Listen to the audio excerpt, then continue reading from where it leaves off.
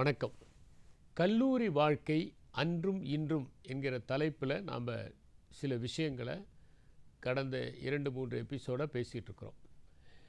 ஒரு காலத்தில் கல்லூரி என்பது அரிதாக கிடைக்கின்ற ஒரு வாய்ப்பாக இருந்தது. இப்போது நிறைய கிடைக்கிறது. அதே நேரத்தில் அன்னைக்கு இருந்த சுச்சுவேஷனுக்கும் இன்றைக்கி இருக்கிற சுச்சுவேஷனுக்கும் நிறைய வேறுபாடுகள் இருக்கின்றன. அந்த வேறுபாடுகள் என்ன என்று அறிந்து கொண்டு அந்த வேறுபாடுகளிலிருந்து நாம் எவ்வாறு நம்மை காத்துக்கொள்வது அப்படிங்கிறது சம்பந்தமாக தான் நம்ம அலசி ஆராய்ச்சிக்கிட்டு இருக்கிறோம். ஒரு முக்கியமான விஷயம் என்னென்னா, கல்லூரி வாழ்க்கை ஒரு மனிதனுடைய பரிணாம வளர்ச்சியை உறுதி செய்கிற பருவம் அப்படிங்கிறத நம்ம புரிஞ்சுக்கணும். It is not just extension of education, it is transformation of a person அப்படிங்கிறத புரிஞ்சுக்கணும். கல்வியின் தொடர்ச்சி அல்ல, அது ஒரு மடைமாற்றத்தின் தொடக்கம் அப்படிங்கிறத நம்ம புரிஞ்சுக்கணும். அந்த மடைமாற்றம் எப்படி நடக்கும், அதுக்கு தான் அன்னைக்கு இருந்த சுச்சுவேஷன் என்ன, இன்றைக்கி இருந்த சுச்சுவேஷன் என்ன, இந்த சுச்சுவேஷன் மாறும்போது என்னென்ன இடர்பாடுகள் இருக்கிறது அப்படிங்கிறத பற்றி நம்ம பேசுகிறோம். ஒரு காலத்தில் கல்லூரி படித்தாலே ஒரு பணி கிடச்சிரும். ஆனால் அந்த பணி அவர்கள் படித்ததற்கும் செய்வதற்கும் தொடர்பு இருக்கிறதானா இல்லை. அன்றைக்கி அப்ளிகேஷன் ஓரியன்டாக கிடையாது. ஒரு உதாரணத்துக்கு பிஎஸ்சி மேக்ஸ் படிச்சிருப்பார், அவர் செக்ரட்டேரியட்டில் ஒரு அசிஸ்டண்ட்டாக வேலையில் சேருவார். அப்போ அவர் படித்ததற்கும் அவர் செயல்படுத்துறதுக்கும் தொடர்பு இருக்காது. ஆனால் அவர் படித்ததை வைத்து அந்த நிபுணத்துவத்தை வைத்து அவர் எழுதக்கூடிய அந்த போட்டித் தேர்வில் வெற்றி பெற்று அவர் அங்கே சேர முடியும். இது மாதிரி ஒரு சூழல் இருந்தது. இன்றைக்கி எப்படின்னா, கல்லூரியில் சேர்வதும் கல்லூரியில் படிப்பதும் மிகவும் இயல்பாக நடக்கிற ஒன்றாக இருக்கிறது. இந்த நேரத்தில் பல கல்லூரிகளில் நான் சென்று மாணவர்களை சந்திக்கிற போது, பேராசிரியர்களை சந்திக்கிற போது அவர்கள் கூறுகிற ஒரு தகவல் எனக்கு உறுத்தலாக இருக்கிறது. அந்த உறுத்தலான தகவல் என்னென்னா, இன்றைக்கி ஆர்ட்ஸ் சயின்ஸ் காலேஜ் அப்படின்னு எடுத்தாலே அங்கே ஆர்ட்ஸும் இல்லை, சயின்ஸும் இல்லை. இங்கிலீஷ் லிட்ரேச்சர் கிடையாது, தமிழ் இலக்கியம் கிடையாது. சரி, சயின்ஸுன்னு எடுத்திங்கன்னா பேசிக் சயின்ஸ் என்ன இருக்கிறதுலையே பேசிக்கான சயின்ஸுன்னு எடுத்துட்டிங்கன்னா மேத்தமேட்டிக்ஸ் தான். ஓஷோ தான் ஒரு முறை அழகாக சொல்லியிருப்பார், mathematics is the purest form of science, music is the purest form of art and meditation is the purest form of worship அப்படிம்பார். இப்போ இந்த மூன்றையும் நம்ம அலசுவோம். இப்போ மியூசிக்னு எடுத்துக்கிட்டிங்கன்னா அந்த மியூசிக்கில் கூட ஒரு மேத்தமேட்டிக்ஸ் இருக்குது. இப்போ அந்த 7 ஸ்வரங்கள், அந்த ஸ்வரங்கள் எப்படி பாடப்படுகிறது, எந்த விகிதத்தில் பாடப்படுகிறது அப்படிங்கிறத வைத்து தான் அது மெலோடியா அப்படிங்கிறத நம்ம முடிவு பண்ணுறோம். ஸ்வரத்தில் பாட வேண்டுமென்றால் அப்போ அதற்கான ஒரு கணிதம் இருக்கிறது. இசையில் ஒரு கணிதம் இருக்கிறது, நடனத்தில் ஒரு கணிதம் இருக்கிறது. நடனத்தில் கணிதம்னா இந்த பக்கம் எத்தனை ஸ்டெப் வைக்கலாம், இந்த பக்கம் எத்தனை ஸ்டெப் வைக்கலாம், எப்படி அளந்து வைக்கலாம், இதெல்லாம் அந்த நடனத்தில் இருக்குது. ஓவியம் என்பது ஒரு கணிதத்தின் பார்ப்பட்டது. அந்த ப்ரொப்போர்ஷனேட்டாக இருந்தால் தான் அது அழகு ஓவியம். இப்போ முகமே எடுத்துக்கிட்டிங்கன்னா அந்த முகம் ப்ராப்பர் ப்ரொப்போர்ஷனில் இருந்தால் தானே அழகு. உடலும் முகமும் எந்த விகிதத்தில் இருக்கணுமோ அந்த விகிதத்தில் இருந்தால் அழகு. அழகு என்பது ஒன்றுமில்லை, அது விகிதாச்சாரம் தான்.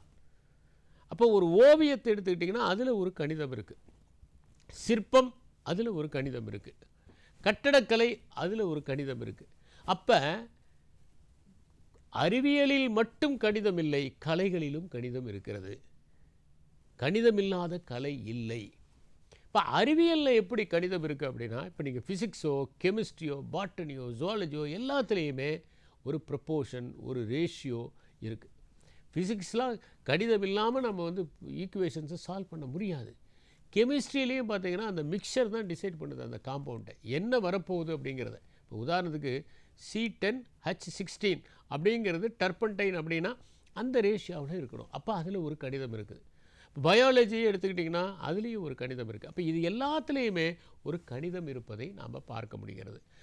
அதே மாதிரி மெடிடேஷனும் பார்த்திங்கன்னா மூச்சை கவனிக்கிறது, எவ்வளோ நேரம் உள்ளே வச்சு எவ்வளோ நேரம் வெளியே விடுறோம் அப்படிங்கிறத பற்றி. ஒரு ஸ்டேஜில் என்ன ஆகுதுன்னா, அந்த மூச்சை கவனிப்பதே ஒரு பயிற்சியாக மாறி நம்முடைய அந்த மனம் எல்லாவற்றையுமே சிந்திப்பதை உதிர்த்து விடுகிறது, சிந்தனை இல்லாத ஒரு நிலையை அடைகிறது. ஒன்றை சிந்திப்பது என்பது ஃபோக்கஸ். எதையுமே சிந்திக்காமல் இருப்பது தான் உண்மையான மெடிடேஷன். அந்த மெடிடேஷனை அடைவதற்கும் நீங்கள் கணிதத்தின் வாயிலாக செல்ல வேண்டியதாக இருக்கிறது. கணிதம் என்கின்ற தாழ்வாரத்தின் வழியாக சென்று நீங்கள் அந்த தியானம் என்பதை அடைய வேண்டியதாக இருக்கிறது. இப்போ என்னென்னா, கல்லூரிகளுக்கு போனால் அங்கே இருக்கிற ப்ரொஃபஸர் சொல்கிறாங்க, நாங்கள் மேக்ஸை க்ளோஸ் பண்ணிட்டோம், யாருமே சேரல. ஃபிசிக்ஸை க்ளோஸ் பண்ணிட்டோம், யாருமே சேரல. பாட்டனிக்கும் ஜுவாலஜிக்கும் யாரும் அதிகமாக சேர மாட்டேங்கிறாங்க அப்படின்னு இந்த ட்ரெடிஷ்னல் காலேஜஸில் சொல்லும்போது ரொம்ப கனமான ஒரு இதயத்தோடு நாங்கள் வெளியே வரோம். ஏன்னா கணிதம் என்பது இல்லைன்னா அறிவியலே இல்லை. இன்னும் ஒரு 10 வருஷம் கழித்து வகுப்புகளில் கணிதம் சொல்லிக் கொடுப்பதற்கே நமக்கு ஆசிரியர்கள் இருக்க மாட்டாங்க. பாட்டனி சொல்லிக் கொடுக்கறதுக்கு ஆசிரியர்கள் இருக்க மாட்டாங்க. இயற்பியல் சொல்லிக் கொடுக்கறதுக்கு ஆசிரியர்கள் இருக்க மாட்டாங்க. அந்த மாதிரி ஒரு சூழல். ஆங்கிலத்தை முறையாக சொல்லிக் கொடுப்பதற்கு ஆசிரியர்கள் இருக்க மாட்டாங்க. அப்போ கணிதம், இயற்பியல், தாவரவியல், விலங்கியல் இதெல்லாம் ரொம்ப முக்கியமான பாடங்கள். இந்த பாடங்களில் படிப்பதற்கு மாணவர்கள் வராததற்கு என்ன காரணம் கேட்டால், அது ரொம்ப கடினமாக இருக்கிறது, அதுதான் காரணம் அப்படின்னு அவங்க ஒரு காரணத்தை சொல்கிறாங்க. அதாவது முடிஞ்ச அளவுக்கு எளிதாக நம்ம கல்லூரியை முடிக்கணும் அப்படிங்கிற ஒரு மனப்பான்மை இருந்தால் வேலை வாய்ப்புகள் கிடைப்பதற்கு வாய்ப்புகள் குறைவு.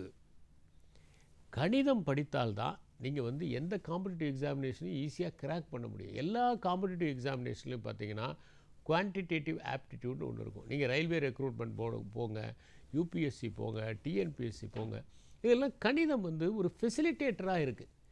கணிதம் இல்லாமல் எதுவுமே இல்லை. ஒரு நிலத்தை அளப்பதற்கு கூட பார்த்திங்கன்னா பித்தாகரஸ் தியரத்தை நம்ம பயன்படுத்துகிறோம். அப்போ இந்த மாதிரி ஒரு சூழலில் கணிதத்தை கற்றுக்கொள்வது என்பது மிகவும் முக்கியம். இன்றைக்கி இருக்கிற இளைஞர்கள் நிறைய பேர் என்ன நினைக்கிறாங்கன்னா, சிரமப்படாமல் சிகரம் ஏற வேண்டும், கஷ்டப்படாமல் கடலை தாண்ட வேண்டும். இது ஒரு ஆரோக்கியமற்ற மனப்பான்மை என்பதை நான் தெளிவுபடுத்த விரும்புகிறேன். அதனால் கல்லூரியில் மாணவர்கள் சேருகிற போது அவர்கள் கணிதத்தையோ ஆங்கிலத்தையோ எடுத்தால் நிச்சயமாக அவர்களுக்கு நல்ல எதிர்காலம் இருக்கிறது என்பதையும் நான் கூற விரும்புகிறேன். அவங்க அப்ளைடு மேத்தமெட்டிக்ஸுக்கு ஃபர்தராக போகலாம். இந்தியன் இன்ஸ்டிடியூட் ஆஃப் சயின்ஸ் மாதிரி ஒரு பெரிய சயின்டிஸ்டாக மாறுவதற்கான வாய்ப்புகள் இருக்கிறது. கணிதம் என்பது மற்றது மாதிரி கிடையாது. அதில் நிறையா நீங்கள் புதுசாக கண்டுபிடிச்சா தான் பிஹெச்டி வாங்க முடியும். மற்றது மாதிரி இல்லை. ஏற்கனவே இருப்பதிலிருந்து ஒன்றை அறிவதற்கு பதிலாக புதிதாக ஒரு சூத்திரத்தை நீங்கள் கண்டுபிடிக்க வேண்டியவர்களாக இருக்கிறீர்கள். அதனால் கணிதம் என்பது எல்லாவற்றிலும் இருக்கிறது. நான் எல்லா இடத்துலையும் சொல்லுவேன், நம்மளுடைய உடம்பே ஒரு தங்க விகிதத்துக்கு உட்பட்டது தான். ஃபிபனாக்சி நம்பரை பற்றி நம்ம படிச்சிருப்போம். 1 2 1 2 3 3 2 5 5 3 8 இதுதான் ஃபிபனாக்சி நம்பர். இந்த ஃபிபனாக்சி நம்பரில் கடைசி நம்பரையும் நம்பரையும் நீங்கள் வகுத்தீங்கன்னா 1.6ன்னு வரும். அதுதான் கோல்டன் ரேஷியோ. இந்த கோல்டன் ரேஷியோவில் தான் டாவின்சியினுடைய அனைத்து ஓவியங்களும் வரையப்பட்டன அப்படின்னு சொல்கிறாங்க. அந்த அனைத்து ஓவியங்களும் அந்த கோல்டன் ரேஷியோவில் இருக்கிறதுனால தான் அவ்வளோ அழகாக இருக்குது அப்படின்னு டாவின்சி கோடில் டான் ப்ரவுன் குறிப்பிடுறார். அந்த கோல்டன் ரேஷியோ வெளியில் மட்டும் இல்லை, நம்ம உடம்புலேயே கோல்டன் ரேஷியோ இருக்குது. உதாரணத்துக்கு எடுத்துட்டிங்கன்னா இதிலேருந்து இது வரைக்கும் இது 1.6, இது 1. அதே மாதிரி நம்மளுடைய இடுப்பு வரைக்கும் 1, அதுக்கு கீழே 1.6.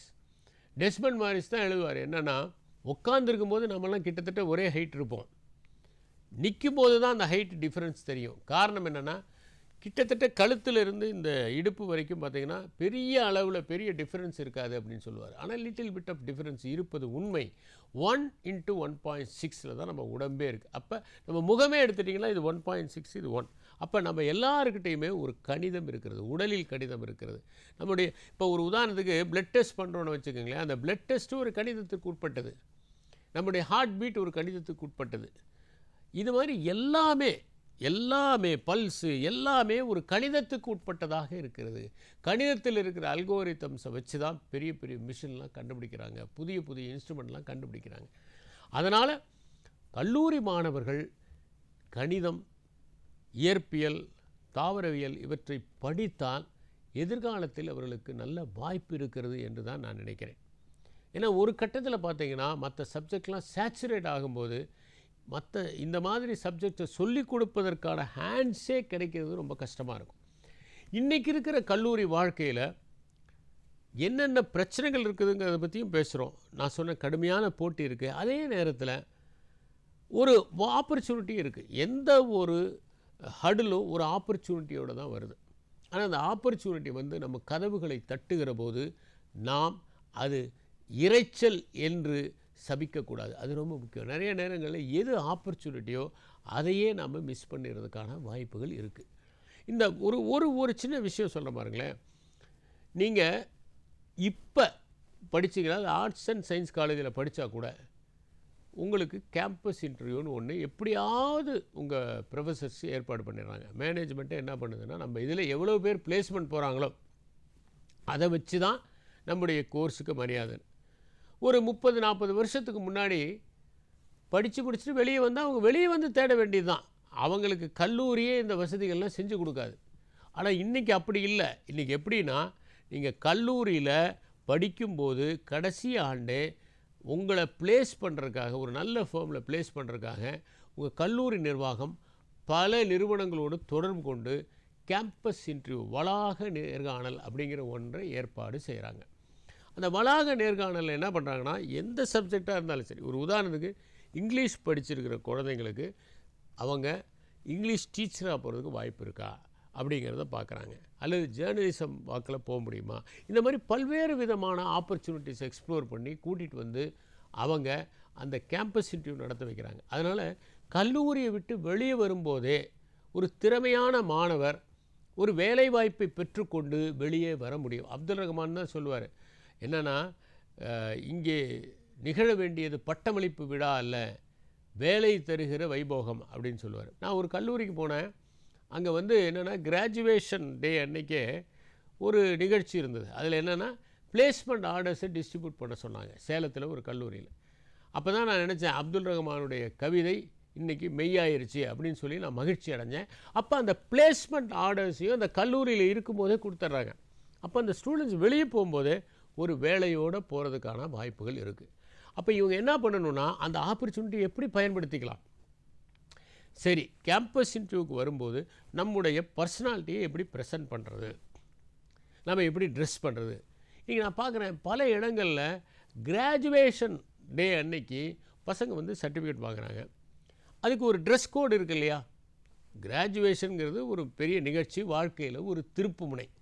அன்னைக்கு வந்து நீங்கள் இத்தனை நாள் உழைச்சதனுடைய ஒரு பலனை பெறுகிறீர்கள். அந்த உழைப்பு எப்போ இருந்து ஆரம்பிக்குது அப்படின்னா, ஒரு மரம் பூக்கிறது என்று சொன்னால் அந்த மரம் என்று நடப்பட்டதோ அன்றிலிருந்து அந்த பூவினுடைய வயதை கணக்கிட வேண்டும். நேற்று மொட்டு விட்டது இன்றைக்கி பூத்திருச்சுங்கிறதுனால அந்த பூவுக்கு வயசு ஒன்றும் இல்லை. அது விதைக்கப்பட்ட நாளிலிருந்து அது கணக்கில் எடுத்துக்கொள்ளப்பட வேண்டும். அது மாதிரி நீங்கள் இந்த கிராஜுவேஷன் இன்றைக்கி வாங்குறீங்கன்னா, நீங்கள் எல்கேஜியில் சேர்ந்ததுலேருந்து அல்லது ப்ரீகேஜியில் சேர்ந்ததுலேருந்து இன்றைக்கி வரைக்கும் ஒரு 15-16 வருஷம் உழைச்ச அந்த உழைப்பினுடைய பலன் தான் இன்றைக்கி உங்கள் கையில் ஒரு சர்டிஃபிகேட்டாக வருது. அது மிகப்பெரிய திருப்பு முனை. ஏன்னா எல்லா போட்டிகளுக்கும் நீங்கள் யூபிஎஸ்சியாக இருந்தாலும் சரி, டிஎன்பிஎஸ்சியிலேயே இருந்தாலும் சரி, அல்லது ரயில்வே ரெக்ரூட்மெண்ட் போர்டு, நிறையா இடங்களில் இந்த கிராஜுவேஷனுங்கிறது ஒரு முக்கியமான குவாலிஃபிகேஷனாக இருக்குது. அந்த குவாலிஃபிகேஷனை நீங்கள் அடையும் போது அந்த சர்டிஃபிகேட்டை உங்கள் கையில் கொடுக்கறத நீங்கள் எண்ணி பெருமிதம் அடைய வேண்டும். அப்போ எப்படி வரணும்னா, ஒரு ஃபார்மல் ட்ரெஸ்ஸில் நீட்டாக வந்து நல்லா க்ரூம் பண்ணிக்கிட்டு அழகாக வந்து அந்த சர்டிஃபிகேட் வாங்கிட்டு போகணும். ஏன்னா அந்த ஃபோட்டோ எப்போ பார்த்தாலும் உங்களுக்கு நினைவுபடுத்தும். ஏன்னா முதல் டிகிரிங்கிறது மறக்க முடியாத ஒரு விஷயம். கல்லூரியில் நீங்கள் நகர்த்திய அந்த முதல் நாள் மறக்க முடியாது. நீங்கள் சேர்ந்த முதல் பணி மறக்க முடியாது. இப்போ கூட நான் வந்து ஹோசூரில் போய் ஒரு ஜாயினிங் ரிப்போர்ட் ஒன்று கொடுக்குறேன். அந்த அசிஸ்டன்ட் டைரக்டர் ஆஃப் அக்ரிகல்ச்சருடைய ஆஃபீஸில் போயிட்டு ஒரு ஜாயினிங் ரிப்போர்ட்டு ஒரு மதியான வேலையில் கொண்டு போய் கொடுக்குறேன். அதை மறக்க முடியாது. அந்த முதல் பணியை நாம் மறக்கவே முடியாது. அதே மாதிரி கல்லூரியில் முதல் நாளை மறக்க முடியாது. முதலில் வாங்கிய பட்டத்தையும் நான் மறக்க முடியாது. அதுக்கப்புறம் 10 பட்டம் வாங்கலாம், ஆனால் அது மாதிரி வராது. ஆக அந்த கல்லூரியில் நீங்கள் எவ்வளவு உழைத்தீர்களோ அதற்கான வெகுமதி தான் இந்த பட்டம். இந்த பட்டத்தை பெறுகிற போது நாம் ஃபார்மலாக ட்ரெஸ் பண்ணிவிட்டு க்ரூம் பண்ணிவிட்டு வர வேணாமா? நம்ம அப்படியே ஹேஃபஸாடாக வருதா, ஒரு டிஷர்ட் போட்டுட்டு வருதா, ஒரு ஃபார்மலாக வந்து அழகாக அதை வாங்கிட்டு அருமையாக சிரிச்சிட்டு போனால் தானே அது மகிழ்ச்சியாக இருக்கும். இதில் என்னென்னா, நீங்கள் கேம்பஸ் இன்டர்வியூ அப்படின்னு வரும்போது அதற்கு தகுந்தவாறு உங்களை க்ரூம் பண்ணிக்கணும். இந்த ஃபைனல் இயர் வரும்போது நாம் ஒரு ஆஃபீஸராக போக போகிறோம், நம்ம ஒரு எம்ப்ளாயியாக போக போகிறோம், நம்ம ஒரு அஃபிஷியலாக போக போகிறோம் அப்படிங்கிறதுக்கு தகுந்த மாதிரி நம்ம க்ரூம் பண்ண வேண்டியது அவசியமாக இருக்கிறது. அப்பயே நம்மளுடைய ட்ரெஸ்ஸிங் கோட், நம்மளுடைய வாக்கிங் ஸ்டைல், நம்முடைய ப்ரெசன்டேஷன் ஸ்டைல், நம்ம இமோஷனல் இன்டெலிஜென்ஸ், நம்முடைய ஸ்ட்ரெஸ் மேனேஜ்மெண்ட், இதையெல்லாம் நாம் உற்று கவனித்து நம்மை செதுக்கி கொள்ள வேண்டியவர்களாக இருக்கிறோம். இது எல்லாத்தை விட முக்கியமான ஒரு ஃபேக்டர் இருக்குது. அது என்னென்னா கம்யூனிகேஷன் ஸ்கில்ஸ். இந்த கம்யூனிகேஷன் ஸ்கில்ஸை பற்றி நான் விரிவாக பேசினா கூட இன்றைக்கி என்னென்னா, பொறுமையாக ஒன்றை கேட்டு பதில் சொல்லக்கூடிய இயல்பு குறைந்திருக்கு. நான் வந்து நிறைய இளைஞர்கள் யூபிஎஸ்சிக்கு அந்த பர்சனாலிட்டி டெஸ்ட்டுக்காக, மாடல் பர்சனாலிட்டி டெஸ்ட்டுக்காக வருவாங்க. அவங்களோட உட்காந்து ஒரு அரை மணி நேரம் பேசும்போது சிலவற்றை நான் கவனித்திருக்கிறேன். என்னென்னா, ஒரு கேள்வியை முழுமையாக உள்வாங்காமல் பேசுவது இருக்கிறது. ரெண்டாவது என்னென்னா, அவங்க என்ன நினைக்கிறாங்கன்னா, ஒரு கேள்வியை கேட்டால் அந்த கேள்விக்கு உண்மையான பதிலை சொல்லாமல் அதை மழுப்பினால் அது நல்லது என்று நினைக்கிறார்கள். இன்னொன்று என்னென்னா, தெரியவில்லை என்று சொன்னால் தெரியவில்லை என்று ஒத்துக்கொள்வதற்கு தயங்குகிறார்கள். இதெல்லாம் இன்று இளைஞர்களிடம் காணப்படுகின்ற சில குறைபாடுகள். அப்போ கேம்பஸ் இன்டர்வியூக்கு போகும்போது முதல்ல ப்ளசண்ட்டாக ட்ரெஸ் பண்ணிக்கிட்டு போகணும், நம்மளை க்ரூம் பண்ணிட்டு போகணும், கர்டியஸாக நடந்துக்கணும், உள்ளே நுழைஞ்சவுடனே எல்லாரையும் விஷ் பண்ணணும், அதுக்கப்புறம் அவங்க சொன்ன பிறகு தான் உட்காரணும். அவங்க சில கேள்விகள் உங்களை ரிலாக்ஸ் பண்ணுறதுக்காக கேட்பாங்க. அந்த கேள்விகளுக்கு நீங்கள் பொறுமையாக பதில் சொல்லணும், உங்களை ரிலாக்ஸ் பண்ணிக்கணும், ஒரு ஸ்மைலோட பதட்டம் இல்லாமல் பண்ணணும், காலை ஆட்டக்கூடாது, கால் மேலே கால் போடக்கூடாது. இது மாதிரி சில கர்டசிஸ் இருக்குது, சில ஸ்டாண்டர்ட் பிஹேவியர் இருக்குது. நான் எப்போவுமே சொல்லுவேன் ஏபிசிடின்னு. அப்பியரன்ஸ் அது ரொம்ப முக்கியம். அப்பியரன்ஸ்னால் அதுக்காக அழகாக நம்மளை ப்ரெசென்ட் பண்ணணுங்கிறது இல்லை, நம்மக்கிட்ட என்ன இருக்கோ அதை ப்ராப்பராக ப்ரெசென்ட் பண்ணுறது. அதே மாதிரி பிஹேவியர், மூணாவது கர்ட்சி, நாலாவது டெக்கோரம். இது நாளையுமே நம்ம ஃபாலோ பண்ணால் தான் அந்த கேம்பஸ் இன்டர்வியூவில் நம்ம ஷைன் ஆக முடியும்.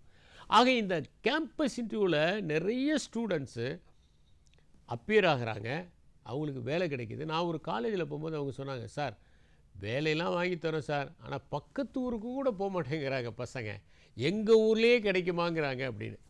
ஒரு காலத்தில் தமிழர்கள் எப்படி இருந்தாங்கன்னா, டெல்லி, மும்பை, கல்கத்தா எங்கே போனீங்கனாலும் நம்ம ஆளுங்க ரொம்ப நல்லா பணியாற்றி நல்ல பேரை சம்பாதிச்சு கொடுத்துட்டு இருந்தாங்க. இப்போ என்ன மனநிலைன்னு தெரில, சொந்த மாவட்டத்தை விட்டு கூட போகக்கூடாது அப்படிங்கிற ஒரு மனப்பான்மை சில பேருக்கு இருக்குது. முதல்ல ஒரு வேலை கிடைச்சா அந்த வேலையை நம்ம பிடிச்சிக்கணும், அதில் நம்ம அனுபவத்தை பெறணும், அந்த பணம் நமக்கு உதவியாக இருக்கும். ஏன்னா நம்ம மேற்கொண்டு படிப்பதற்கு, புத்தகங்கள் வாங்குவதற்கு, நம்மை நாமே பராமரித்து கொள்வதற்கு, பெற்றோருக்கு சுமையாக இல்லாமல் இருப்பதற்கு இது மிகவும் உதவியாக இருக்கும். இதையெல்லாம் மனசில் வச்சு தான் நீங்கள் என்ன பண்ணணும்னா, முதல்ல ஒரு வேலை கிடைச்சா அந்த வேலையை பிடிச்சிக்கங்க.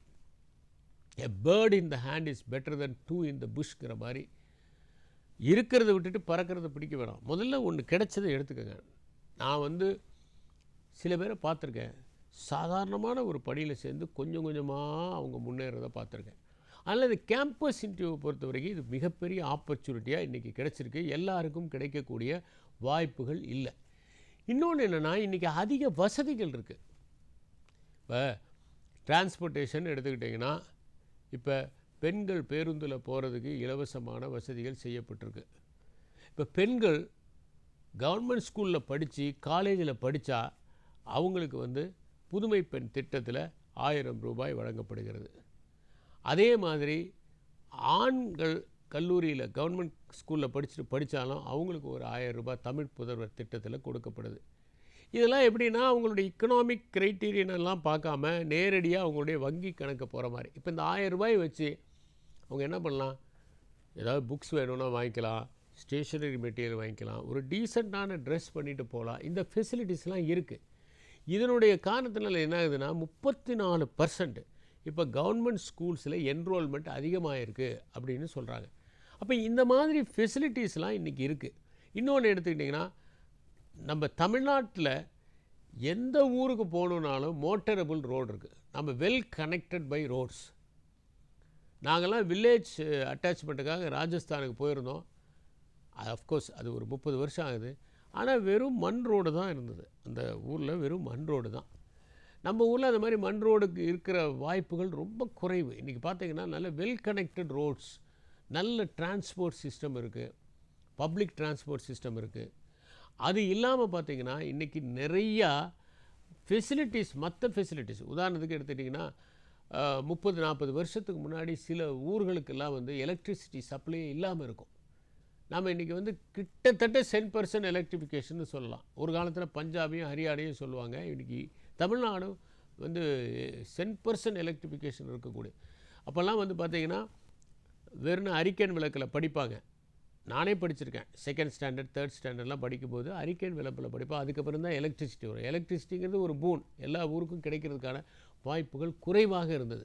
அப்போல்லாம் ஒரு கேள்வி கேட்பாங்க, கோகலே வந்து தெருவிளக்கில் படித்து மேதையானார் அப்படின்னு சொல்லிட்டு, இதிலேருந்து என்ன தெரிகிறது அப்படின்னா, அந்த காலத்தில் தெருவிளக்கு எரிந்து இருக்கிறதுன்னு தெரியுதுன்னு பதில் சொல்லுவாங்க பசங்க. இதெல்லாம் அந்த காலத்தில் உண்டு. ஆனால் இன்றைக்கி அப்படி கிடையாது. இன்றைக்கி என்னென்னா எலக்ட்ரிசிட்டி ஃபெசிலிட்டிஸ் இருக்குது. இன்னொன்று ஒரு இன்ஃபர்மேஷனை ஆக்சஸ் பண்ணுறதுக்கான ஃபெசிலிட்டி. இப்போ முதல்ல கைப்பட எழுதினா தான் உண்டுங்கிற ஒரு காலம் இருந்தது. ஒன்றை பார்த்து நீங்கள் இன்னொன்று எழுதணுன்னா கைப்பட எழுதணுங்கிற காலம் ஒன்று இருந்தது. ஒரு 40 வருஷத்துக்கு முன்னாடி பார்த்திங்கன்னா கைப்பட எழுதக்கூடிய காலம். அதுக்கப்புறம் பார்த்திங்கன்னா ஃபோட்டோ காப்பிங்கிறது ஒரு பெரிய ஃபெசிலிட்டி வந்தது. அதுக்கப்புறம் பார்த்திங்கன்னா ஸ்கேனிங்குங்கிற ஃபெசிலிட்டி வந்துச்சு. இன்றைக்கி துரிதமாக ஒரு கம்யூனிகேட் பண்ணணுன்னா பல வகையில் கம்யூனிகேட் பண்ணுறதுக்கான வாய்ப்புகள் இருக்குது. எல்லாத்தை விட மிகப்பெரிய விஷயம் என்னென்னா இன்டர்நெட் அப்படின்னு. இந்த இன்டர்நெட் எப்படி கண்டுபிடிக்கப்பட்டதுங்கிறத ஃப்ரூட்ஸ் ஆஃப் ஆர் புத்தகத்தில் மைக்கேல் ஒயிட் சொல்கிறார். அவர் என்ன சொல்கிறார்னா, நிறைய விஷயங்கள் போருக்காக கண்டுபிடிக்கப்பட்டவை தான், பிறகு அவை குடிமை வாழ்க்கையிலும் பயன்படுத்தப்பட்டன அப்படின்னு சொல்கிறார். அதுக்கு ஒரு உதாரணம் என்ன சொல்கிறார்னா, பென்டகன் இந்த இன்டர்நெட்டை கண்டுபிடிச்சது என்னென்னா, நியூக்ளியர் வாரில் எல்லா சிஸ்டமும் கம்யூனிகேஷனில் ஃபெயில்யூர் ஆச்சுன்னா கம்யூனிகேட் பண்ணுறதுக்கு ஏதாவது ஒரு சிஸ்டம் வேணும் அப்படிங்கிறதுனால தான் அவங்க இன்டர்நெட்டை கண்டுபிடிச்சாங்க. அப்போ வாருக்காக கண்டுபிடிக்கப்பட்டதான் இன்டர்நெட். ஆனால் இன்றைக்கி நீங்கள் நினச்சி பாருங்கள், இன்டர்நெட்டில் எவ்வளவு இன்ஃபர்மேஷன் நம்ம அக்சஸ் பண்ண முடியுது. ஒரு கொஷின் பேப்பர்னால் ஒரு காலத்தில் உங்களுக்கு அதை போய் வாங்கிறதே ரொம்ப கஷ்டம். மாடல் பேப்பரே என்னன்னு தெரியாது. அதுவும் நாங்கள்லாம் யூபிஎஸ்சி எழுதும்போது அக்ரிகல்ச்சரில் என்னென்ன கொஷின்ஸ் மெயினில் கேட்டிருக்காங்க, அது முதல்ல இந்த சென்னையில் கிடைக்கவே கிடைக்காது. சென்னையில் அக்ரிகல்ச்சர் சம்மந்தமாலாம் ஒரு இன்ஃபர்மேஷனும் கிடைக்காது. அங்கே என்ன பண்ணுவோம்னா, டெல்லியில் ஒரு அட்ரஸ் அதில் எழுதி போட்டால் அவங்க விபிபியில் அனுப்புவாங்க. அதை திறந்து பார்த்தா 10 வருஷத்துக்கு என்னென்ன கொஷின்ஸ் கேட்கப்பட்டது, அதை வாங்கிறதுக்கு ஒரு வாரம் 10 நாள் ஆகும். நம்ம எழுதி போட்டு அது டெல்லிக்கு போய் டெல்லியிலேருந்து வந்து 10 நாள் ஆயிரும். இன்றைக்கி அப்படி கிடையாது. இன்றைக்கி என்னென்ன கொஷின் பேப்பர்ஸ் இது வரைக்கும் கேட்கப்பட்டிருக்கிறதுங்கிறது நீங்கள் இன்டர்நெட்டில் போட்டிங்கன்னா எல்லாமே வந்துடுது. அவ்வளவு வசதிகள் உங்களுக்கு கிடைச்சிருக்கு. ஒரு பக்கம் பார்த்தீங்கன்னா போட்டிகள் இருக்குது, ஆனால் அந்த போட்டிகளை தாண்டி வசதிகள் கிடைச்சிருக்கு. அந்த வசதிகளை பயன்படுத்தி கொள்பவர்கள் தான் போட்டியில் வெற்றி பெறுகிறார். இப்போ 4 லட்சம் பேர் ஒரு போட்டித் தேர்வு எழுதுகிறாங்கன்னா 4 லட்சம் பேரும் சீரியஸாக படிக்கிறது கிடையாது. அதில் பார்த்திங்கன்னா ஒரு 50,000 பேர் தான் முழுமையான முயற்சியோடு படிக்கிறாங்க. அந்த 50,000 பேரில் கூட ஒரு 10,000 பேர் தான் தீவிரமாக படிப்பாங்க. அந்த 10,000 பேரில் கூட ஒரு 5,000 பேர் தான் இதுவே வாழ்க்கைன்னு நினச்சி படிப்பாங்க. அதனால் இந்த வசதிகள் என்ன வாய்த்திருக்கிறதுங்கிறத பற்றி சிந்திப்போம். அந்த வசதிகளை எப்படி பயன்படுத்தி கொள்வது என்பதை பற்றியும் அடுத்த எபிசோடில் சிந்திப்போம். நன்றி, வணக்கம்.